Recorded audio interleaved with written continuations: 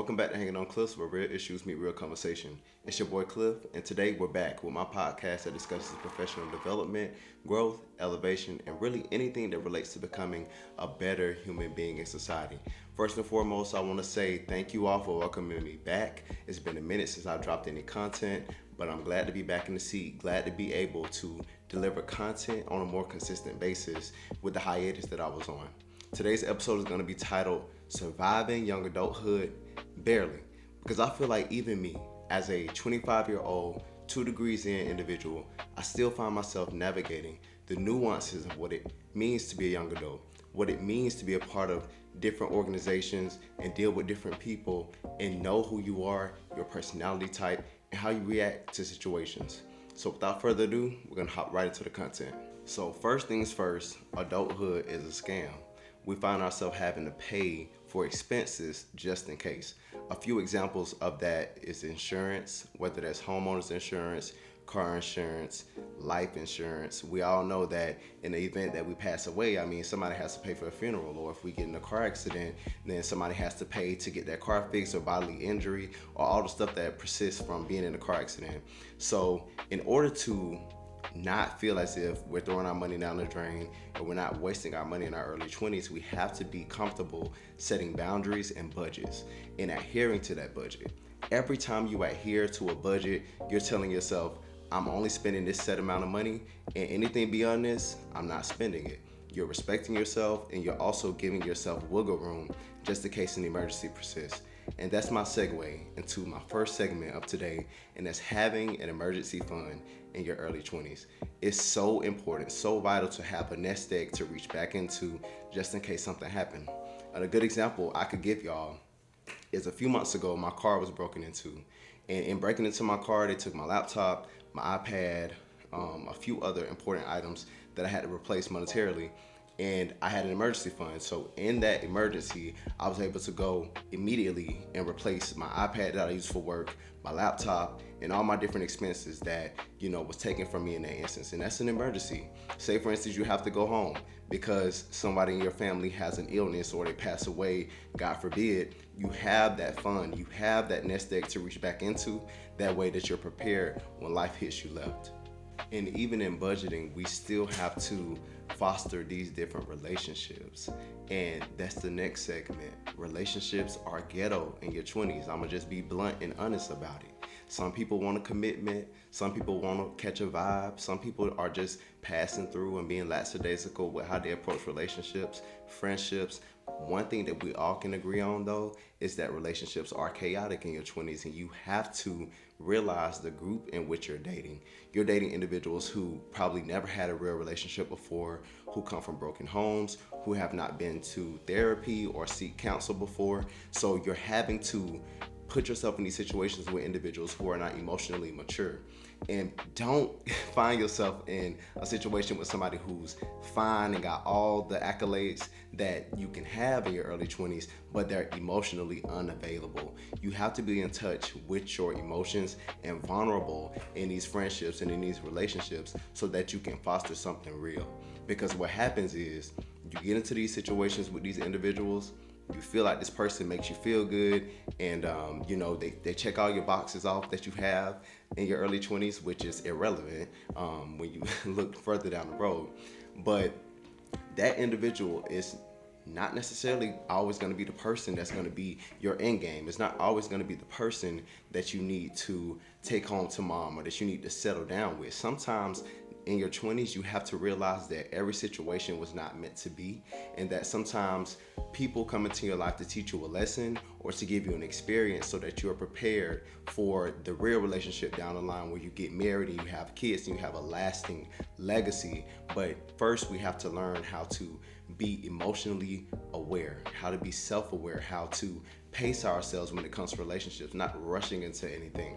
Because one thing that I've realized throughout my relationships is that I learn something from each and every person that I date or have a talking stage with. And it might be minor, it might be major, but you learn something and you're able to take that and apply it to the next relationship that you find yourself in. And if we thought relationships were confusing, let's not even talk about career paths. When we're in our early 20s to mid 20s, we're coming out of high school, we're going straight into the workforce, we're going into the military, and we're experimenting in these different fields because we don't know exactly what we would like to do. Our prefrontal cortex and our brains aren't even developed until we're 25 years old. And 1 in 5 individuals change their major 3 times when they're in university. So it's important to realize that we are experimenting and we might not know exactly what we want to do, and that's okay. It's okay not to know exactly what you want to do. The worst thing that you can do is be stagnant and do nothing at all. So give yourself grace and experiment. A good example would be I was in healthcare for 4 years when I was in high school, and I went into college majoring in something health related, and I got to college and I quickly realized that that's not what I wanted to do. I found that my passion and my purpose was in the field of helping. So things like social work, human services, advocacy were things that I was good at, and that's what I transitioned into, and that's what I decided to pursue later on down the road for me. So it's important for us to give ourselves grace and know that you don't have to have your career figured out in your 20s, because I mean, you have a lifetime, and it's a rat race when you get into this dead-end job that you don't like, and you find yourself going to work because you're obligated to go and not because you love what you do. Any day that you can get up and say, I love what I do, I'm excited about going to work, I'm excited about implementing new initiatives and being innovative at work, you know that you're in the field that's meant for you. Give yourself grace. We're all figuring this thing out together. The most important thing that I learned in my 20s is time management. And time management was one of those introductory courses that I took when I got to university. And it taught me that we all have the same 24 hours in a day. It's what you decide to do with those 24 hours that is going to dictate the person that you become.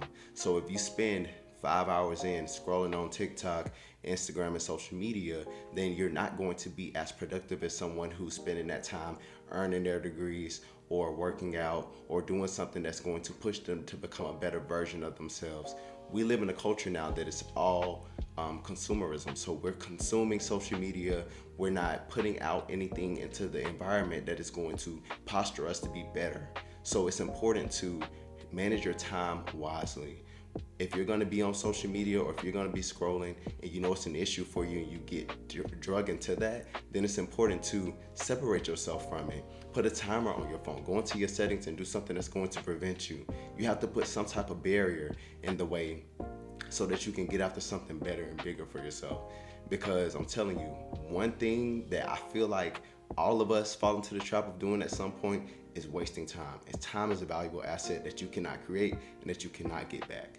This moment will never be here again. You will never be able to live in this second again. So it's important to get serious about the time that you're wasting. Get serious about the places that you're going and make sure that it's pushing you to purpose and to be better. And even if you don't know what your purpose is, you know that you probably shouldn't be sitting on social media scrolling for 5+ hours, even 2+ hours, when you could be doing something more productive. So productivity and time management should be principles and pillars in your life if you're trying to improve yourself, self-improvement, self-development, and actually get to know yourself.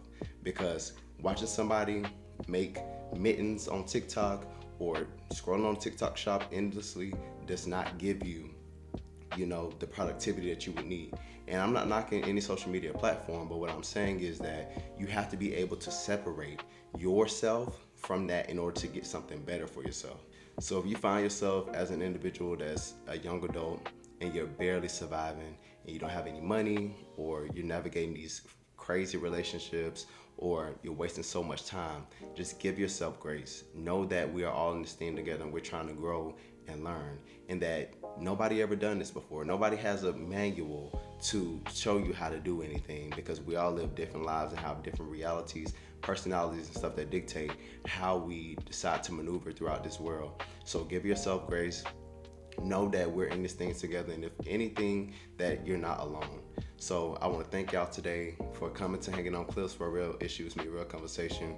It's your boy Clif, first installment of the new season. I'm happy to be bringing y'all a visual perspective, so make sure you like, share, comment, and subscribe. Thank you all for coming today. Peace.